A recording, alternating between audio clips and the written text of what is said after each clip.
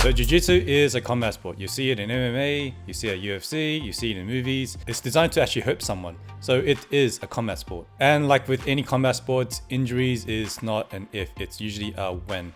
So in your journey or in your lifetime in Jiu-Jitsu, chances are you will be injured. And sometimes you might be the person who injures someone.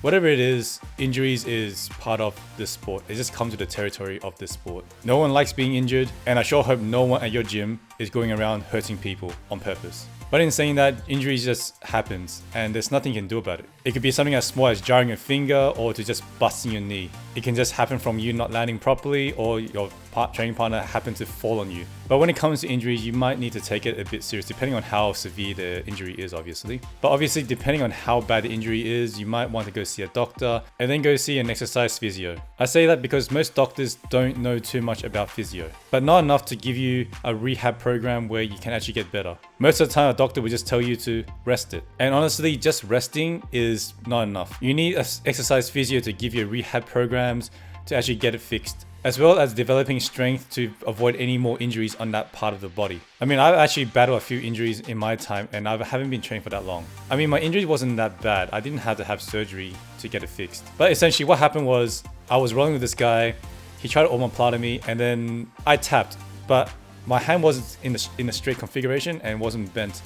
And as he was trying to untangle his legs from the omoplata, he actually fell and sat on my elbow while it was still tangled in his leg. So my elbow got hyperextended. It does sound a lot worse than it is, but it was painful for sure. I immediately iced it and went to physio the next day. I didn't even go to a doctor because I know a doctor is just going to tell me to rest. So my physio actually cleared me and said that nothing was actually broken. It was just a really bad sprain. She checked whether any ligaments were torn or anything like that, but she said it was all looking good. At the end of the first session, she gave me the green light to continue training, but obviously without any pressure on the elbow. And if anything hurts, I need to stop and just not do it again because I might just make it worse. So she said only light training, but no sparring. And I was also given some exercises to do for my rehab on my elbow. Like I said, it wasn't that bad because I was still allowed to train. So I was still able to be on the mats, just I can't spar for 2 weeks. And if anything was putting pressure on my elbow, I just had to stop. So when I go on the mat, I just tell my coaches that I have an injury on my elbow and if anything happens, I might need to just stop the training and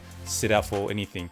And obviously everyone's very understanding of injuries in Jiu-Jitsu, so it wasn't a problem. At the end of the day, all coaches want you to train. They'd rather you be training than not training, with or without an injury. So yeah, anyways, I was out for 2 weeks from sparring, but I was still able to be on the mats. So on my third week, I was given the green light to do one sparring session to see how it goes, because everything was actually getting better. And then we slowly bumped it up to twice a week, and then eventually 3 times a week. And by week 6 of having this physio, I was actually able to spar normally. My elbow actually got better, and it got to the point where I was actually able to be discharged, and I didn't have to do any more rehab. And even though I wasn't actually training as hard as I would like to, it didn't feel like I was off the mat at all because I was still training, and the only difference was I wasn't sparring. So I didn't feel like I was not improving. I was still improving, but just not in the sparring sense. But during this injury time, I was actually really careful with who I was sparring with. I was only sparring with people that I trust and anyone that is actually lighter than me. And same goes for when I wasn't actually injured and I was rolling with people who were injured.